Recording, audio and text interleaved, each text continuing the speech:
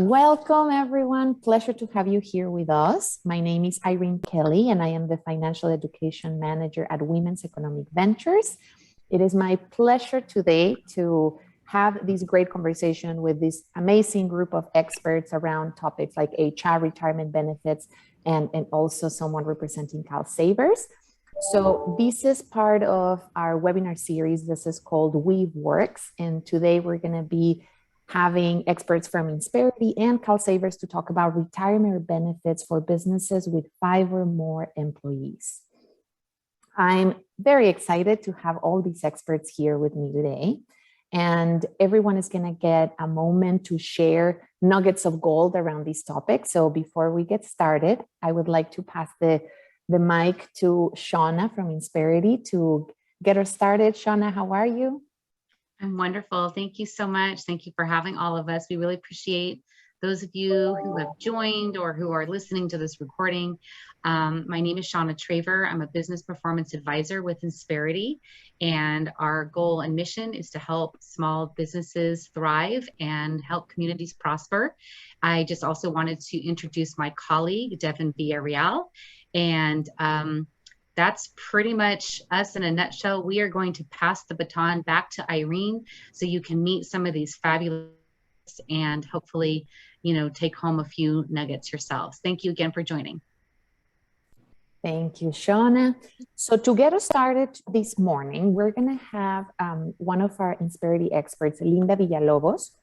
Linda, I'm looking forward to hearing from you. I know that benefits and HR are tightly connected, and they're a very powerful tool for business owners. So what else can you tell us about this connection, right, between HR, benefits, and the beauty of providing benefits to your employees? Thank you, Irene. Yeah, I'm Linda Villalobos, and I'm an HR consultant with Insperity. So this is my life. This is what I spend my days doing, working with small businesses, assisting both with the HR structure in general, which is much greater than benefits, right? But benefits is what we're here to talk about today. And really kind of that interconnection between how we take care of our employees and what HR can offer to the employees. So the benefits, I have a PowerPoint presentation, so I'm gonna go ahead and put that on and share my screen. Let's make sure this is working here. And if anyone has questions, please write them down in the chat. I'll be helping our panelists go through those questions as we go along. Yeah, please go ahead and ask as we go along. And if anything doesn't make sense, let's pause and go over it. But really what we wanted to talk about was the benefit of benefits, which I think is kind of clever, right? What's the benefit of offering benefits?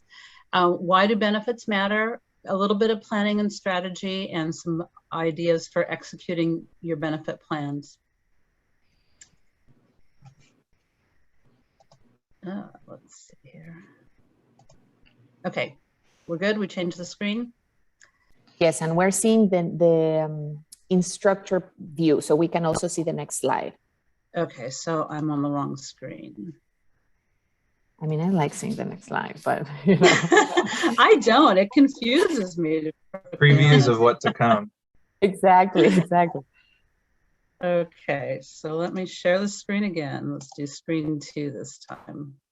All right, how about this one? Yes. All right, much better. So this is the next page is a true and false, and we will have this information for you later because I appreciate it's a lot and it's a very busy screen. So I just wanted to highlight question number 8 right here under the true or false. Benefits are what employers offer separate and apart from compensation. And it's kind of a trick question because I think sometimes we think of compensation and benefits as separate, right? But they're really part of the same thing. An employee doesn't just take a job or shouldn't just take a job for the salary. And so as you're thinking about benefits, I encourage you to think of them as part of the total compensation package for your employees and not thinking of it as something totally separate. Like, here's your salary, you're going to make X amount, $70,000 a year. and then not think about the benefits, because the benefits really are part of your total cost and you need to budget for it, as well as sell it to be a benefit, to be an employer of choice, because most of us want to hire the best folks. And, I appreciate a lot of times when we start, it's really, us and our immediate, really tight people that we're in with, and they're not in it maybe for the benefits or even the compensation, but for the dream. But as you bring more people into your business, they really are going to be there more for that compensation and the total compensation package. So think of a total compensation package as opposed to just benefits and a salary. What are some of the reasons why? This is a survey from SHRM, the Society for Human Resource Management, and it's from 2017, so it's a little bit older, but it does give us some percentages just to sort of think about. Employees often say that they want higher compensation and pay. And remember, we just talked about 56% of the employees are saying compensation and pay are the most important thing, and that benefit is part of that compensation. 29% are particularly looking for overall benefits. And then there's some other things, career advancement and flexibility. But the top reasons why employees stay with an organization, that compensation and pay, and 32% is specifically for the benefit package. Any of you have changed jobs, realize it's pretty traumatic to change a job and to change your benefit package, because you kind of get used to a certain insurance carrier, you get used to a certain way things work, and it's pretty traumatic to change. So just being aware of that and how important those benefits are to an employee's life, and not only the employee, but their family. Their family are going to those doctors and taking advantage of those benefits as well. Our next slide talks about just really how the people are the heart of your business. They give your business life and vision by offering benefits. And again, we haven't really defined benefits yet. We'll get into that a little bit more in a minute. It just shows your employees that you care about their well-being and you value their contributions. And in turn, you have not only a healthier and more productive workforce, but a healthier team, because they all feel more valued by your employer, by you as the employer. Just another thought about your workforce, and as they grow, we all need different things at different times of our lives. So, for example, millennials are probably your younger folks in the workforce right now. It's sort of the 26 to 41 age. And millennials really need to feel connected in general, right? In general, feel connected and rewarded for their time. And one of the benefits that millennials do appreciate is the volunteer time benefit. This is something you're not paying extra for, right? But maybe you let your employees get paid for their job and volunteer. This was really valuable to me when my kids were in school, because I could spend time at my kids' school and get paid for it. I didn't have to make a choice between work and my commitment to my kids' school or their sports activities. And that's something that I appreciate about Insperity, that they do offer us 2 hours of volunteer time each month. And then your Gen Xers, kind of that's my age range. I'm into my health insurance and the care and the opportunities that I have, to take care of my family. So strong health insurance is a really important benefit for me. And then the baby boomers, or people who are really more forward thinking, really value the financial assistance or financial comfort, such as retirement plans. And I know that's going to be a big part of the latter part of our conversation today. I'm talking about really benefits in general, and we'll sort of narrow down to those retirement benefits in a few minutes. So these are just some, when you're thinking about what benefits to offer, think about what the makeup of your employee generation is and what might be important to them. Here's some other ideas about benefits that may not be, or just ways to think about planning your benefits. At Insperity, we talk a lot about culture and the strategy of your culture. And so your benefit strategy really is part of your culture and what do you value as an employer. The first point on here is to be realistic with what you can afford. We all want, I don't know if any of you watch House Hunters, but do you notice how everybody wants the house they can't afford?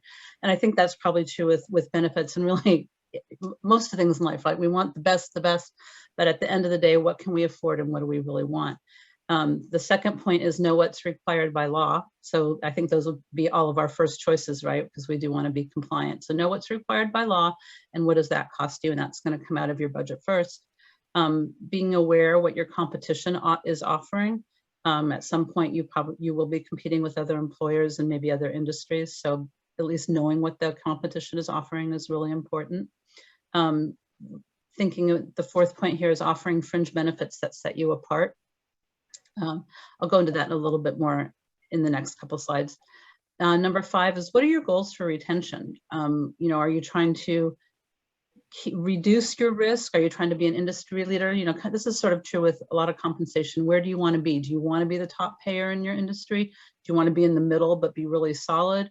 Or do you want to be low on the end? And that's something to think about because your budget might dictate that, but it also might be part of your strategy. A lot of businesses, some businesses, especially like a lot of the tech businesses, want to be the top payer, but a lot of the companies I've worked for maybe pay sort of in the middle, but they're really strong in the benefits and the culture. And those are things that maybe keep you at a company where you're not making the top end of money, salary only, but you're getting those things that really keep you because it's so stable and good for the long term. And then again, as we talked about at the beginning, number 6, remember benefits are just a part of the total compensation. So here's just some ideas, that little circle where it says pro tip, don't try to guess what perks your employees like, ask them. So especially right now when you're thinking about your benefits and setting up your benefit plans, you don't have to decide for everybody what they want. You can involve the employees in what they're interested in so that you spend your money and your energy in the places that are going to get you the most reward. Now, you may get to the point in the future where your benefits are sort of set, but then you can always look at maybe adding or changing things out. And not all benefits cost a whole lot of money. There's a lot of things that you can do that don't cost a lot of money. Like we talked about volunteer time, where really maybe it's just costing you a couple hours of salary as opposed to, X amount per month or a percentage of your cost. Some of the things that are listed on here, pet care and insurance. There's a lot of ancillary benefits that actually don't cost a lot, or maybe are, even employee funded, right? Maybe the company pays for pet care. We do have a couple clients that are in the pet industry, right? And so this is something they offer because they know their employees really value pets, and that's one of the reasons they work for those companies. My personal, Linda, yes. Sorry to interrupt, Linda, we have a question for you. Mm-hmm. How would you go about asking your employees about what perks your employees like? It depends on the size of your workforce. I mean, it could be, if it's a small workforce, it could be in a meeting, right? In maybe a morning stand-up meeting or over a Zoom call like this. If you're a little bit larger, you may want to do like an electronic survey, even SurveyMonkey. I mean, you can just shoot that out for free and put like maybe, 3 choices or have an open-ended question. Perfect. I like that. Thank you, Linda. Okay. My personal favorite benefit is free food. I love lunch. If you ever want to get to my heart, buy me lunch. One thing our company has been doing since the pandemic is offering like a DoorDash card, right? And so like, what a treat it is for me, when you're working from home and to be able to order a $20 lunch from DoorDash. Like, I feel like a celebrity. So not that I'm hinting or anything, but that works for me. There's other, things that we've been doing as a company, like the relaxation services. We actually had somebody come in and do a guided meditation for us. And our email system actually sends out like a daily little 3-minute meditation, which is so cool. It's much cheaper than going to Hawaii. Some other things in California, it says here paid cell phone bills. In California, we really do have to pay for cell phone bills because of the laws here if an employee is using their phone for work. And I apologize, I didn't check my time very well, so I'm probably going to have to hurry it up just a little bit. But go ahead, Irene, feel free to poke me if I'm. Yeah, you can start wrapping so that we can connect it with the requirement coming up for a lot of our business owners. Thank you. Okay, so I'll switch to the next thing. We talk about some mandated benefits, and I think that's what we're going to talk about a little bit later, so I won't cover that. Employer provided benefits are the basics right here in the middle of the screen: medical and dental, life, I think are the ones we think about most. And again, some of these can be employer paid and some can be employee paid. So that's a decision as a business owner that you'll want to make. And also paid time off. It's not actually required to give holidays or vacation time, but I think most employees expect those. So be very conscious about, your type of business. If you're maybe a retail business, offering the day after Thanksgiving, Black Friday may not be a good holiday for you, right? But so think about your type of business and what kind of paid time off you might be able to offer. Again, think of this all as part of the compensation, not just the actual salary as you're selling yourself as an employer of choice. What are some of the benefits of benefits? Greater job satisfaction, better productivity, and increased loyalty to you as the employer. Some things that you want to do once you do make your decision on what you want to offer, start early, promote those benefits. I think communication, if you go back and read this presentation, one of the questions on that true or false was, it's up to the employees to take advantage of the benefits. Well, it's really up to the employer to sell their benefits, right? You need to promote your benefits so that your employees are excited about them and they do want to participate in, and even, possibly, maybe pay for their own benefits, when it comes to like maybe a pet insurance or something that maybe the company's not going to sponsor, but it's a way the employee can get a benefit at a lesser cost because it's done through their employer. So that is the end of my slideshow. And if there's any other questions, I'm happy to answer them now. And just to cut in, we can send that out as part of the follow-up material. Since we did have to skip through the last few slides, we have a kind of formal magazine that is easy to kind of skip through electronically. So we'll send that out as well. Thanks, Devon. Thank you. And I also know you mentioned that you have a blog, a very, very helpful blog, right? An Insperity blog. So yes, we can also send that as part of the follow-up. You'll all have the recording as well. And I think this is information that we need to share amongst ourselves, and we need to share with other business owners, because this is how we retain valuable employees. This is how we help their families. So thank you so much, Linda, for sharing all those pieces of information. That was very, very helpful. Thank you, Linda. I also wanted to add too, in addition to the complimentary Insperity blog, we also have a lot of complimentary downloadable ebooks pertaining to a lot of the topics we just covered. So there's just a wealth of information to really kind of keep up on all the latest trends and really stay, connected with the whole HR world. Love it. We never stop learning here. So now part of what Linda was mentioning is retirement benefits. So as you all know, now our state is requiring certain business owners to offer retirement benefits, which we see at we see it as a great step forward when it comes to the financial well-being of our community. And today we have one of our panelists, Carolina Hernandez from CalSavers, to share about these requirements. Carolina, please take it away. Thank you very much, Anna. Like she mentioned, I am Carolina Hernandez. I'm the outreach coordinator for the CalSavers program. CalSavers, for those of you who are not familiar, is California's retirement savings program. It was created for those private sector employees who do not have a way to save for retirement in their workplace. And it was born out of this new California law, which required businesses to offer retirement savings to their employees. Today, I'm going to give you a brief overview just on what that mandate is and what it means for employers, and the CalSavers portion and what it looks like for employers to participate on there, as well as for those of you that might be participating in the program as well. I like to start off just kind of going over the financial landscape of California, just to kind of set the stage as to what it was that the legislature had in mind when they created this new law. And what we found based off of research is that currently there's nearly half of Californians that are projected to retire into economic hardship, and that is if they can retire at all. We believe that a key factor to that is that we found that there's about 7.5 million Californians who do not have a way to save their own money into a retirement program at their workplace. We think that that particular fact, having access in your workplace, is really important because based off of studies, we also know that we as individuals are 15 times more likely to be saving and be on a path towards retirement security when we have access to a payroll deduction retirement plan at our workplace. And the probability of us participating increases to 20 times when you are automatically enrolled into these programs.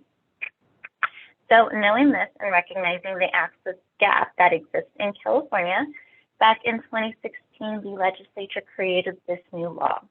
And the California mandate requires businesses in the state of California who do not offer an employer-sponsored retirement plan, so like 401ks or pensions, IRAs, there's a whole list of plans that are considered qualified retirement plans for this mandate.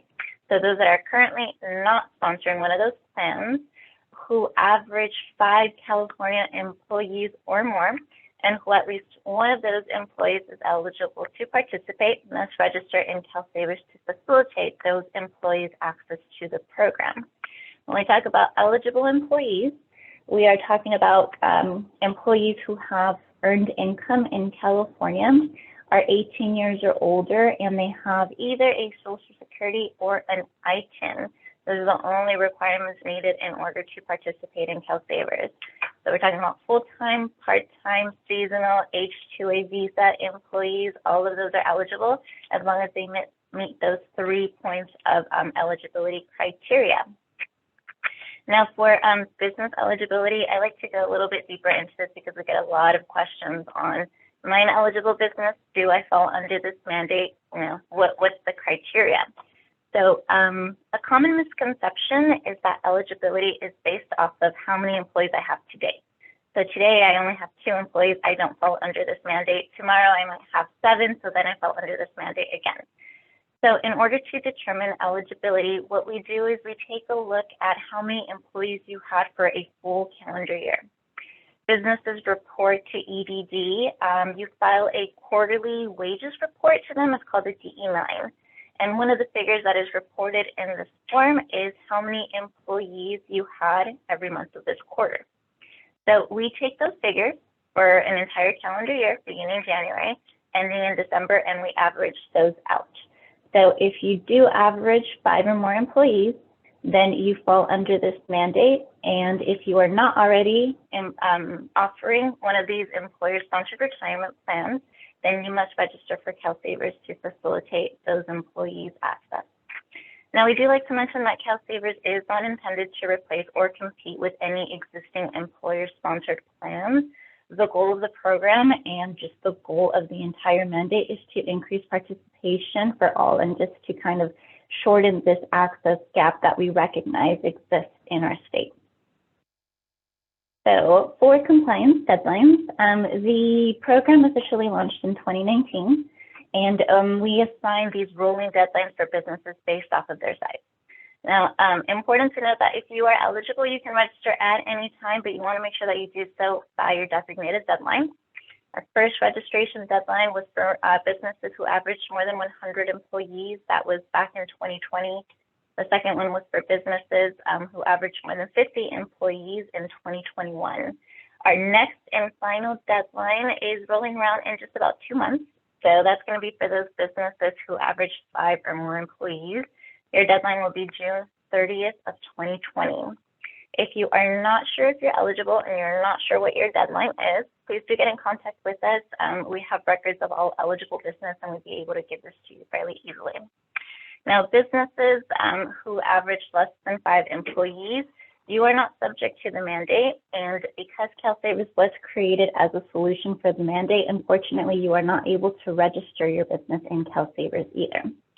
Recognizing that there would be a big gap here because of that, we did open up the program for individual registration for those that want to participate but work for an employer who is not eligible to register, as well as those self-employed folks or even business owners who want to have a way to save for their retirement, but they weren't eligible to register their business in CalSavers because of this fact. So a couple of features of the program. When the legislation passed in 2016, we gathered a group of stakeholders that represented both the interest of the consumer and business representatives as well. We wanted to know what it was about plans on the existing market that were making it difficult for employers to offer retirement savings to their employees. And there were three particular hurdles that were reported over and over again. The first was the administrative burden, and take a lot of time and ongoing responsibilities for setting up your own plan. The second was the fees. Some of those plans can just be really expensive. And the third is the fiduciary liability. When an employer is sponsoring their own plan, they are responsible to monitor fees and investments, and if something goes wrong there, they could potentially be liable. So those were the 3 points that we really focused on addressing. We made the program really easy to facilitate. There are no employer fees for registering. The program is an IRA, so IRAs, there are no employer matches or contributions allowed either. And because employers are not sponsors of the program, they have no fiduciary liability. The board that I work for and all of the contractors are the fiduciaries of the program. And when designing it for the consumers who are going to be the end users, a couple of points that we kept in mind as well. We wanted to make sure that the program was really simple, recognizing that a lot of people, this might be the first time that they're exposed to investments. So we have a short 5 investment option list for them to select from. The accounts are portable and accessible. They're actually linked to the individual, not the business. So for those that change jobs, which we know that this workforce is a lot more mobile than it used to be, if you move from one participating employer to another one, you can continue to contribute into the same account. If your new employer isn't registered with CalSavers, you also have the option of contributing directly from your bank account as well. And there is no cost for the employer to register, but the participants do pay a small fee in order to participate. And our fee structure is set to decrease as our assets grow. So lastly, do just want to provide some resources for you. We have a lot of information on our website for both the employers and for those participants. We host now daily webinar sessions. We have webinars that are focused for employers to provide more information on the program as well as step-by-step guides on registration. We have webinars for individuals who are interested in participating so they can learn a little bit more about CalSavers and what it means to them. And both of those have live Q&A sessions as well. You can register at calsavers.com/events on there. They are no cost to register for, and you can register for as many as you like. We have a really great call center, multilingual support, recognizing that in California, there is a lot of language needs. So we wanted to make sure that we had language accessibility. So our call center is multilingual. Our website, you can toggle between English and Spanish, and a lot of the forms that you can download there are also available in the top 10 most spoken languages in California. And we also have a really great one-on-one support team. We have a field team that's located throughout California. They work directly with employers. You can set up meetings and they can walk you through the registration and the administration process on there. They're also available to provide educational webinars to your employees and just assist you throughout the process on there. Lastly, I'm going to leave you here with my contact information. In case you have any questions in the program in the future, if you're interested in coordinating one of those presentations for your employees, I can link you up with your local representative, or just if you'd want to further this conversation. But now I'll hand it back to you in case there's anyone that has any questions over the material that we covered. Thank you so much, Carolina. I do have a question. When we were preparing for the session, Carolina mentioned something that I really liked. You shared, Carolina, that if you're employed by a business that has 5 or less employees and you want to take advantage of this program, you can still do so as an employee, correct? Could you tell us a little bit more about that? Yeah, definitely.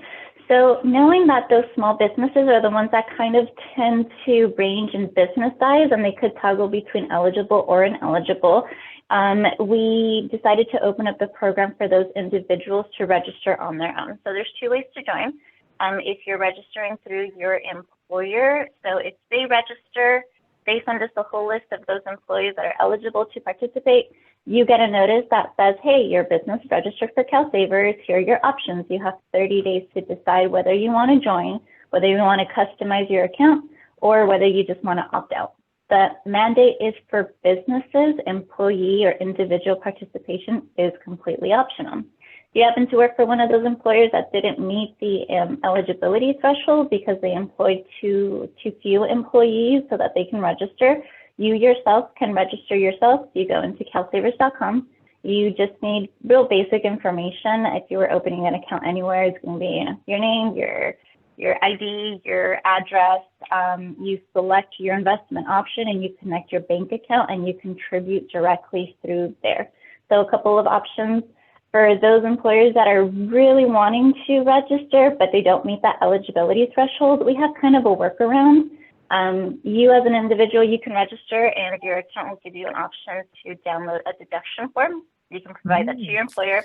They can send the contributions through there. You just let them know what percentage of your pay to deduct and send to the carbon. So a couple of options for anyone that wants to participate. The goal here was really just to make it as accessible as we could. I think mission accomplished, right? And I want to thank you again, Carolina, for taking the time to share these with us. And I added Carolina's information in the chat if anybody has any specific questions. I do love the fact that this program is built on options, right? Like you also can think about, okay, I already offer a retirement plan, then you're good to go. But if you want to explore your options, that's where we are about to learn a little bit more around those options. So here, let's go towards, let me look at the chat, make sure that we don't have any additional questions for Carolina.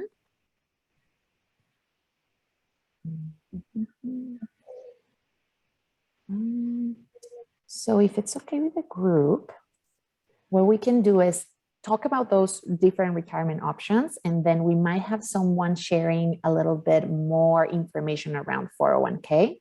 But before we do that, let's hear from another one of our Insperity experts, Whitney Eidem, and she's going to share about those options, right? What are these programs? How do these programs look like? CalSavers is one of these options, but we want to know the lay of the land. So Whitney, welcome, and please take it away. Hi, so I'm Whitney Eidem. I work with the Retirement Services Group, but I am on 2 teams. So if you, as a company, decide that your retirement option is not an Insperity product, whether that's, we call them outside record kept plans, our acronym is ORK, ORK. So say that you choose a plan with a Fidelity or something like that is not one of our products, we are actually able to still be your payroll provider. We would still do your contributions through Payroll Deduction, and then we would provide reporting to you so that you're able to fund those outside participant accounts. That is one thing that I can assist in. And then the other team that I work with is our SRP team. SRP is our general acronym for the state retirement programs. Currently, I'm assisting many CalSavers clients where Insperity has been designated as the payroll provider. But I also work on Oregon Saves, Illinois Secure Choice, and then there's 3 more states that are gearing up this year that I'll be servicing as well. So if you are a business that is going to use CalSavers, what we would do is almost a 360 integration with CalSavers. So we would set you up in our payroll system to do those payroll deductions towards contributions. We are able to pull your deferral elections from CalSavers portal directly. We send census files over to the CalSavers portal, and then when you're running payrolls, we're sending those contributions directly to the CalSavers portal. Carolina, I thought your presentation was wonderful. Thank you so much for sharing it because you're able to give a lot more information than I am. But yeah, those are the two ways that Insperity can assist you if you choose to go with a state retirement program, or whether you want to choose a retirement product that is outside of Insperity. And that's all I have. Thank you, Whitney. And please, everyone that's here, if you have any questions, we'll be here for a little bit. We want to make sure that we cover all of your questions. We do have another one of our panelists, Michelle Johnson, but she is on the phone.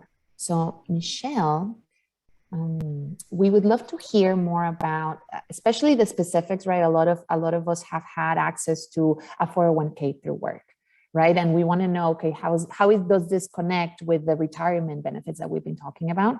So Michelle is an expert in the topic. So let me see if she can hear. Michelle, let us know if you can hear us, because we would love to hear from you.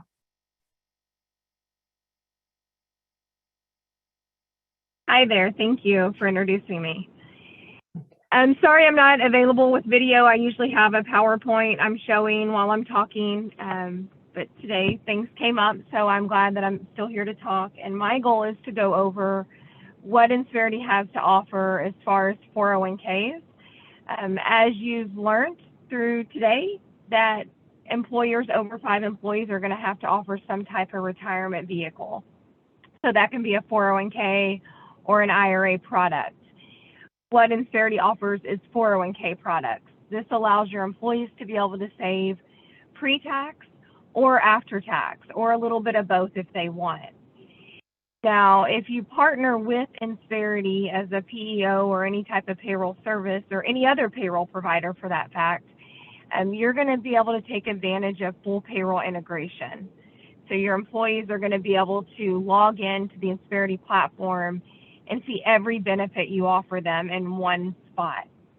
You as the employer will have just a point of contact here at Insperity to go to for all things that you offer your employees. You're not dealing with multiple vendors. Everything is in-house. And then when they go in there into that portal and they make changes, it does update in our system nightly. That way when payroll's ran, it's taken out and sent to the bank. So you don't have to worry about wiring money. Everything is integrated. Another thing to know about the differences between an IRA and a 401k product is in the IRA product, the employees don't get to save as much as they can in a 401k. So in a 401k, an individual can save up to $20,500 if they're under the age of 50. If they are 50 or older, they're allowed to save $27,000.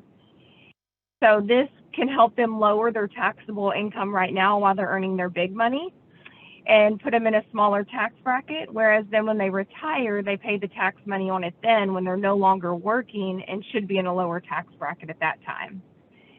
So this is kind of helping them with taxes. And that's trying to think of what else I should cover. Another thing to know is when you join our plan at Insperity or any PEO and you join a multiple employer retirement plan, which is what we have, Insperity is the plan sponsor. So we take that liability off of your company and absorb it. So you're going to be able to set it up and then forget about it. It's turnkey. We fully run the plan from there. And it is somewhat low cost. It's going to be fairly inexpensive because you're sharing the cost with 4,000 other companies in our big plan. So if you decide that you want to get into pricing and see what it looks like to set up and how it all works, I'm happy to have a call with you and give you that information. That's the main things I wanted to cover. Are there any questions on the 401k aspect? Michelle, I love that you touched on cost, because normally when I speak to business owners, they hear 401k, they think expensive, right? They think this is not the time for me to offer these type of benefits. But I love that we're demystifying the cost of offering benefits, especially like learning, like with CalSavers, there's no cost for the employer, right? So it's important for us to spread this information. And if you are in a point where a lot of your employees want to contribute more than you could contribute in an IRA, and please, Carolina, correct me if I'm wrong. It's $6,000 if you're under 50 years old. Every year you can contribute $6,000 to your CalSavers or to your IRA. But what if you want to contribute more? That's when employers can say, okay, a 401k might be a better option for our company, and research your costs. They might not be as high as you think. Right. So I will tell you this, on the cost for the big plan, it's the same for everyone. It's $500 a year for record keeping. That's a fixed rate. So regardless of your company size, it's $500 a year, and then it's $30 per participant with a balance. So it is very inexpensive because you're sharing that cost with other companies. So, and we work with small businesses. So that's something, a 5-employee company, it would probably be a lot of money if a vendor would even be willing to work with them because they're so small. We are willing to work with small companies because we are a co-employer and we have thousands of other companies that are in this plan. So it's not like we're setting up just one plan for your company and it's going to be high cost. You're joining in with other businesses, sharing the cost, but you still get your own unique sub-plan. So you still get to decide what you want for eligibility. Do you want to offer an employer match or not? Do you want to build in profit sharing? You know, sometimes companies want to build it in because they're working with their CPA and their CPA is telling them, hey, we need to get rid of some money to offset these tax costs, and profit sharing in a 401k is a way to do it. But that is what my goal is when I set up clients with 401k. I talk to them, I understand what they're trying to do, I explain the rules, and run scenarios for them to make the best fit for their company. Mm-hmm. Thank you so much. And if anybody has any questions, please send them our way via chat. You can also ask the question. We can unmute you if you prefer that. That's also an option. I had a quick add. Yes, please. So I think the one of the main points to get here, and kind of a common theme with most of these, most of the information provided by our panelists here, starting with Carolina mentioning that individuals are 15 times more likely to contribute to a retirement plan if they have the option of setting up a payroll deduction, right? So whether it's setting up a CalSavers plan, one of those options that Whitney mentioned, or a 401k provider, linking it up with the payroll system is so vital to having the biggest participation or the most participation possible. So all great information. Really appreciate everyone sharing. And that was, I think, my biggest takeaway is that 15 times more likely is a huge statistic. And I would have assumed it would have been more, right? If you make something easy for someone, they're more likely to do it, but 15 times is huge. So great information.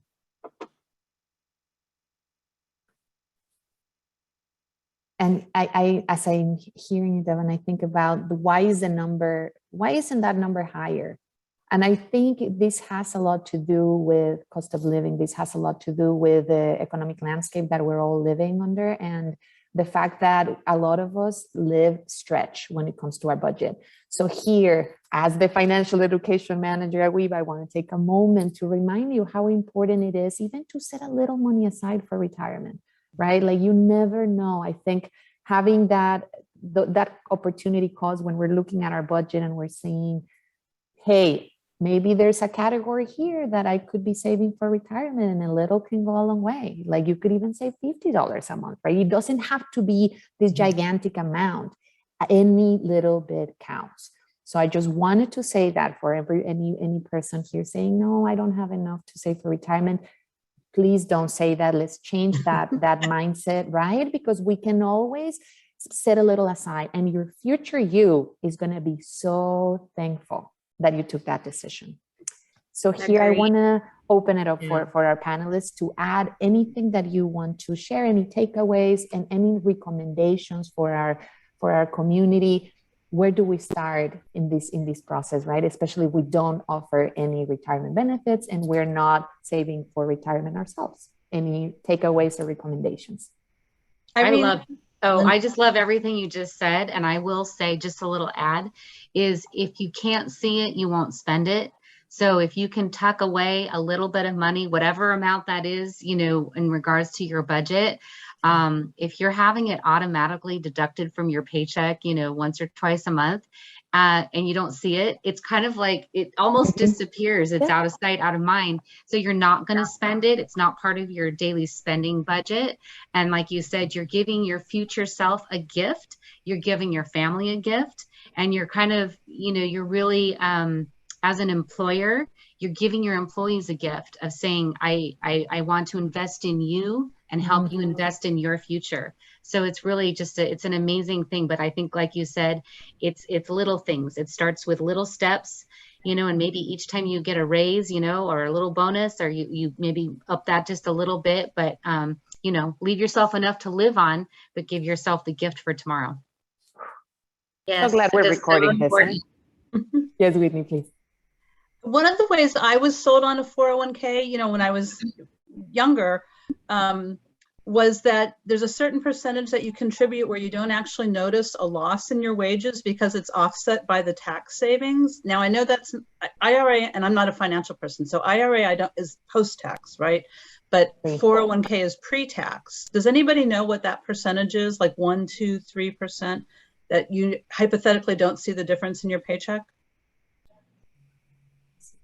I believe IRAs are pre-tax. Roth IRAs are after tax. Okay. So it's whatever you contributed that year. All IRAs are pre. All IRAs should be pre-tax. Okay, so Roth IRAs are after tax, right? Yes. Well, CalSavers is actually structured as a Roth IRA. Yeah. So if we're doing pre-tax, does anybody know if there's like, you know, like kind of 1 or 2 or 3% where you're going to see a real minimal difference? Obviously, if you do 6, 7, 10%, you're going to be getting a lower paycheck. But is there sort of a balance point? I can look into that and try to find it for you. I used to know that, but it really depends on the state by state, depending on their taxes. Because there is, if you save just a small percentage, it's a wash because you didn't pay tax on that. So the tax difference, it's not as big of a difference as people think. They think 5%, I can't afford that. Well, you're also not paying tax on that 5%, which is a percentage too. So. Yeah, exactly. And that's kind of what got me to start participating, was when I was told, hey, you're really not going to see a difference. It's really not a dollar for dollar loss from your paycheck because you're not paying taxes on it, right?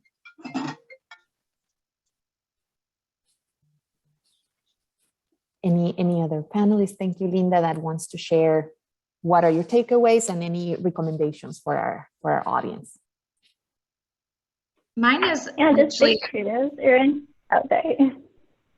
Who would like? I just wanted to throw a big kudos to you for such a well-organized presentation. I think Linda's presentation into just overall benefits, the importance, and understanding the different levels of benefits that you can offer, encouraging having the conversation with your employees so that you know what it is that's important, and then being able to research what your options are.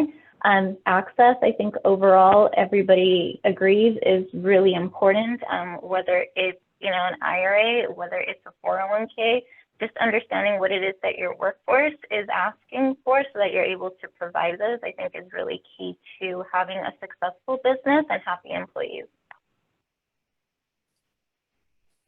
Carolina, your presentation that you gave, is that something that can be shared maybe with myself?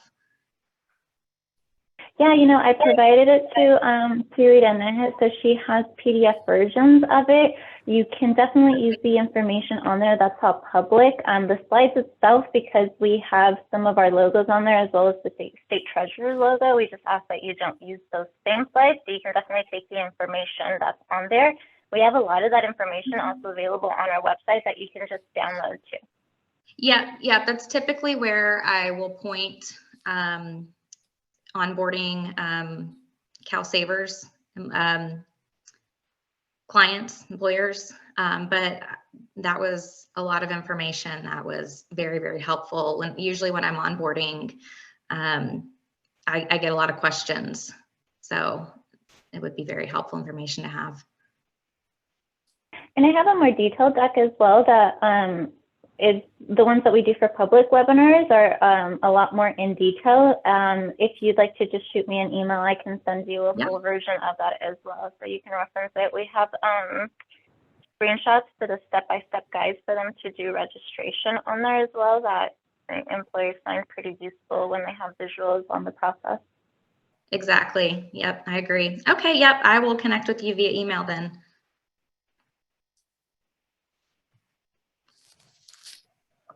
I'm so happy and thankful for all of your expertise and your time this morning.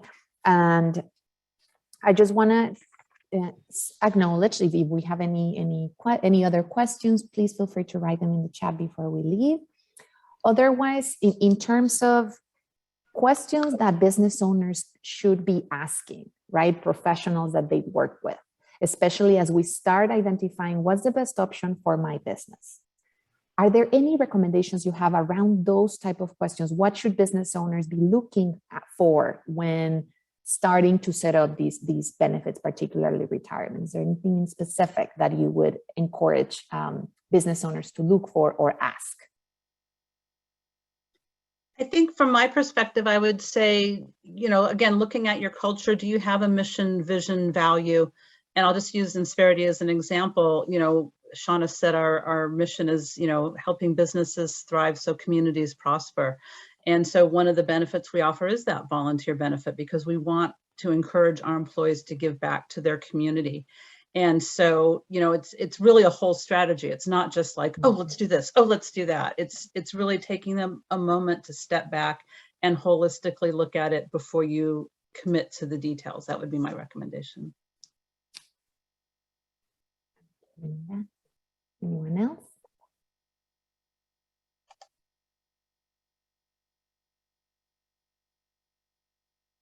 I also think here, if you see that your employees have any hesitation about, hey, like, I don't know if I have enough to contribute, how much can I contribute? Maybe I don't want to contribute right away. Like those type of questions, it's important. And this was brought up at the beginning of the session. Ask your employees, right? What is your hesitation? Straightforward, because those hesitations will eventually are going to equip you to identify what's the best plan for my team, right? And also if you see an additional need for your employees to work with someone from CalSavers directly, from someone from Insperity directly, I think that's also very important. And here at we have a lot of financial education programming for free as well that your employees can take advantage of, because this opens the door to a whole new world when it comes to what we can do with our money. And it's important for us. I think employers have that.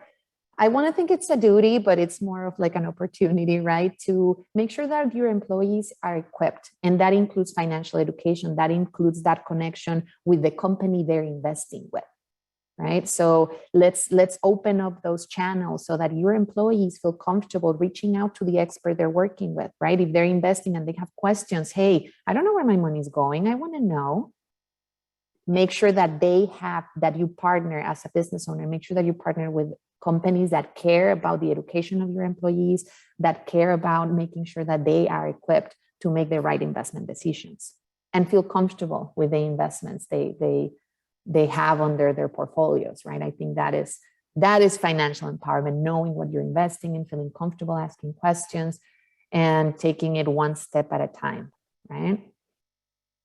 So any other thoughts before we wrap our session today?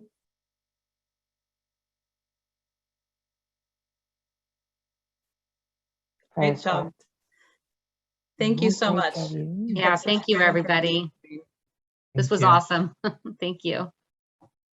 And kudos to the attendees for putting a focus and attention on wanting to learn this information. Amen to that. So you are all taking the right steps forward, and we will be sending to everyone that registered, we will be sending the recording of the session.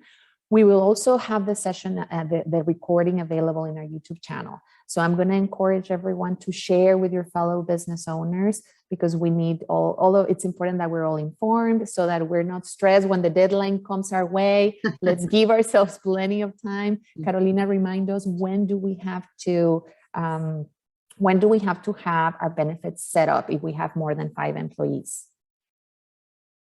For the 5 or more employees, it's going to be June 30th, 2022. If you became eligible for 2021, it's going to be December 31st of 2022. If you have any questions on your registration deadline, contact us. We can let you know what it is that we have for your business, whether you are required to register by this June 30th or end of year deadline. We also do send communications out to those eligible employers. So we reach out to you ahead of time, letting you know of the requirement and your options. And if you do fall within that mandate, I do encourage you to participate in one of our public webinars. Just a lot of useful information on there and an opportunity for you to ask your questions live as well. Perfect. So now we know, right? Make sure that you're asking those questions and that you're reaching out to all of these wonderful experts we have in our community. You're not alone in this financial path. I like to say that over and over again, because I know that sometimes it can feel a little overwhelming, but this is very valuable. This is, and as Shawna pointed it, right? You're investing in your people, you're investing in the future of your people, in your future. So what better investment than that? So shall we close with that? Thank you again for your time and expertise today. Thank you for those who joined us. Have a wonderful rest of your day, and please reach out if you have any additional questions. Thank you. Thank you. Take care, everyone. Thank you all. Take care. Thank you.